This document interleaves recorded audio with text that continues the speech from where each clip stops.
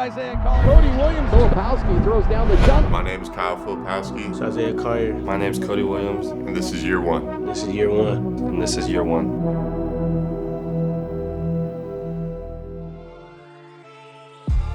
It was sort of the opinion of people was that there was a lot of depth throughout the class, and for the Jazz getting an intriguing young prospect in Cody Williams in the lottery, then getting Isaiah Collier, a guy who was projected to be a top 5 pick before the year started, getting him at the end of the first round, getting Kyle Filipwoski, who's a really interesting, versatile big, at the top of the second round. You know, I thought for a team like Utah that's trying to rebuild, trying to build out its talent base, it still has a million draft picks ahead.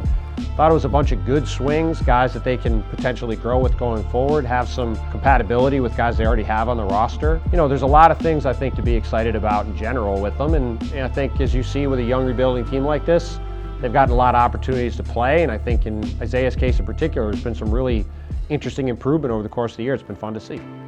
Isaiah's been great to work with. I think when he first got here, he was a little bit quiet, you know, as rookies naturally are. But as the season has progressed, we really get to see him bloom and see his personality bloom. And I think he has one of those natural-born leader mentalities. Pass break the other way. Collier leaves it off the glass, and Lowry's the finisher. Scooped away, leaking out. Isaiah. Push leaves him behind. John Collins rising high, and the Duncan Deacon puts down two. Close by LeBron, who is standing still like the statue he will be one day. Collier leaves behind for KJ Martin, and the slam dunk. Isaiah Collier coast to coast, and 18,000 in Salt Lake City are standing and cheering. In fact, he's got a chance to pass John Stockton as the all-time rookie assist leader for a franchise like the Jazz.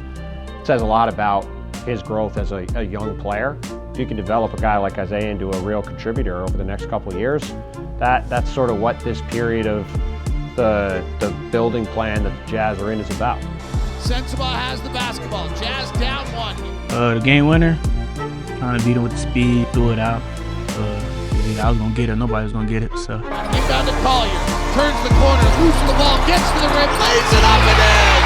Thought for a moment Brooklyn had blown that play up, but Isaiah stayed with it. Jazz get the W. Isaiah Collier becomes the 6th player in Utah Jazz history to earn NBA Rookie of the Month honors. 9.5 assists per game, led all rookies, and ranked 4th among all NBA players.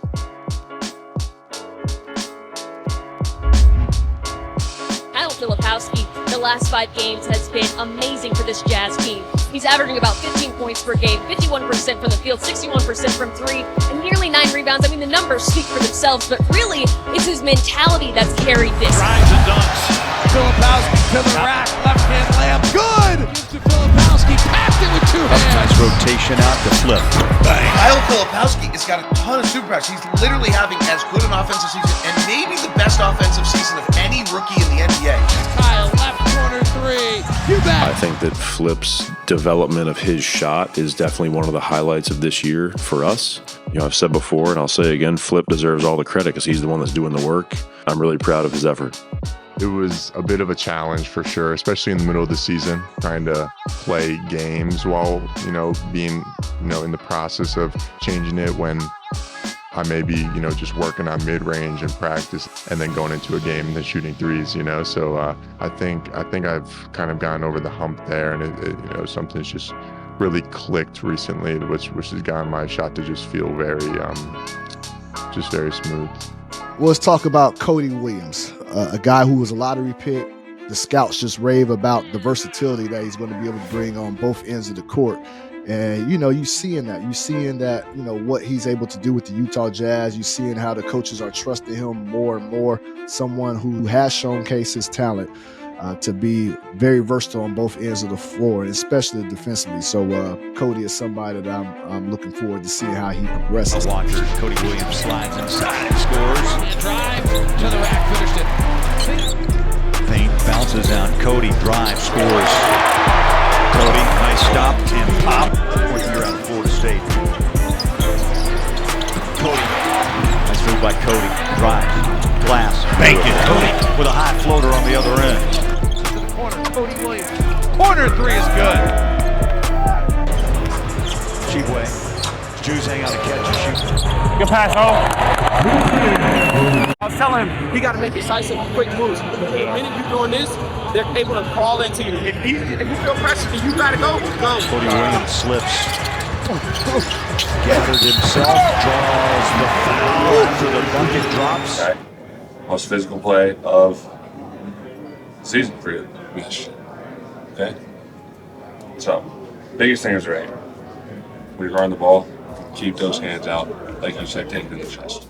Anytime we're on the road, we're generally just watching either the last game's film, the last 2 games' film, just kind of reviewing what he struggled with or what he did well, and just preparing for that night. I think Cody's always had pretty good defensive instincts. I think his technique has taken a step forward here in the last 25 games. You know, we were just on the court for 45 minutes on an off day, both sweating, probably me a little bit more than him, but trying to help him and push him to get better. That's the main goal.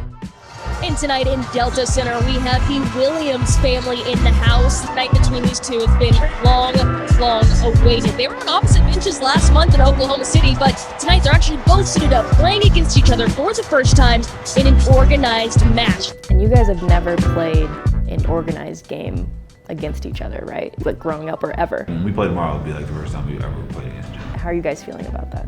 It'd be cool. I think the biggest thing for me I was focusing on is like, I know my dad talked to me about this too, because it's just like such a unique circumstance. Just like enjoy it, but also like remember I'm not playing against Jalen, I'm playing against the Thunder. So I think just going in with that mentality helped keep me locked in. Obviously, I'm still gonna have fun. Like, that's a good answer. You know what I mean? It's gonna be a great experience, but just using that kind of piece to help me like lock into the mental side of just obviously still sticking to playing Utah Jazz basketball. I have no answer. That was a good answer. That was a good answer. It's a pretty young lineup the Jazz have in right now. Off-talent shot, how about that? That's one of the strongest moves we have seen Cody make. Great cerebral player, gets that bump, gets it up, and his brother's proud of him. You can see it on his face. Special, really special, both in the NBA. Yeah, because especially with our age difference, we always knew like one way we could play on the same team or even against each other is like in the in the NBA. Especially, because age difference is 4 years. It's like when I was a freshman in high school, he was a freshman in college. So we always just joked about the only way we're going to play against each other is in the NBA. So it's just crazy that came true.